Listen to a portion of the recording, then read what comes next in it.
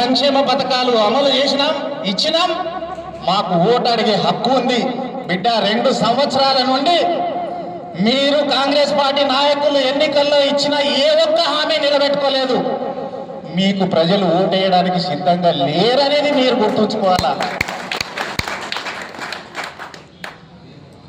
నిరుద్యోగ యువకులకు నెలకు 4,000 ఇస్తా అన్నారు, ఇయ్యలే.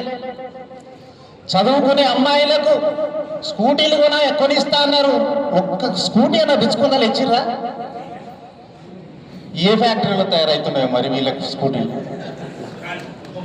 అంతెందుకు పోని, మనం బతుకమ్మ పండుగకు బతుకమ్మ చీరలు ఇస్తుంటుంటాం. అప్పుడు బతుకమ్మ చీరలు ఇస్తుంటే గివి చీరలేనా అని ఎక్కిరిచ్చారు. వీళ్ళ ముఖానికి 2 బతుకమ్మలు అయినా ఇచ్చిరా బతుకమ్మ చీరలు? మొన్న గ్రామ పంచాయతీ ఎలక్షన్స్ ఉన్నాయని ఇందిరమ్మ చీరలు. బతుకమ్మ పండుగకి ఇస్తారా చీరలు? ఎలక్షన్ల ముందు ఇస్తారా? ఈ మున్సిపాలిటీలో ఇవ్వలేదు.